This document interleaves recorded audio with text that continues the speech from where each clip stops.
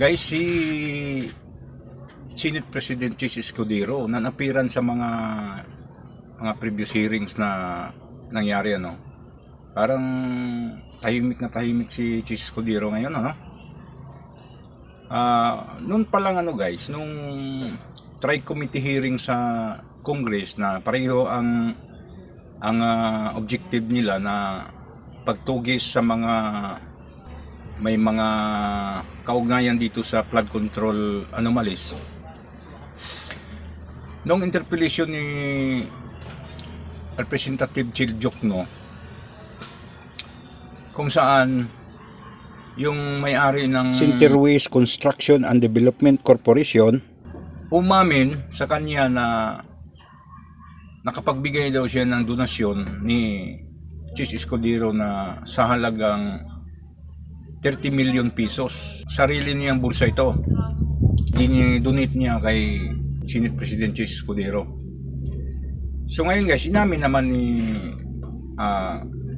Chis Escudero na totoo yung sinabi ni Lawrence Rubiano na nakatanggap siya ng 30 million pesos.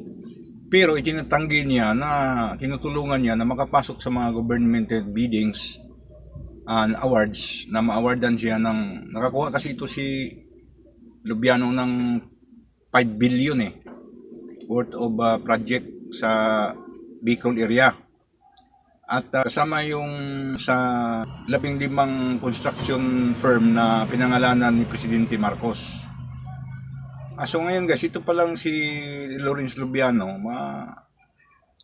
makapangyarihan din pala talaga ito sa Bicol, Sorsogon City, kasi yung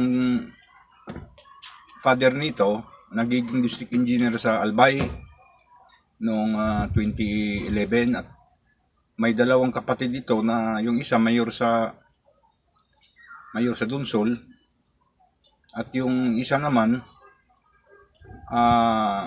konsyal sa Sorsogon City. So ngayon, sabi ni Congressman Ridon, yung chairman sa tri-committee, na depende na yan sa nasa kapangyarihan ng Comelec yan kung anong magiging disposisyon nila sa pag-amin ni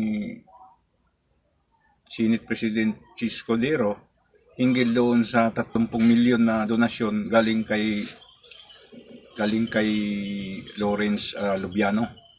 Hindi naman lingad sa kaalaman natin na labag talaga sa batas ng Comelec yung tinatawag nila na Omnibus Election Code, yung pagtanggap ng mga donasyon or in-kind sa mga galing sa mga tao. Pero nasanayan na yan guys dito sa Pilipinas.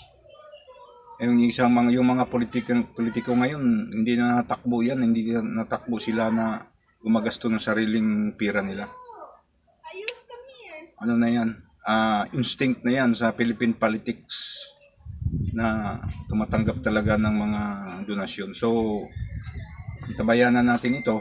Revelasyon ni Lawrence Rubiano hinggil sa 30 milyong pesos donasyon na binigay niya kay Senate President Chis Escudero noong nakaraang 2021 senatorial elections.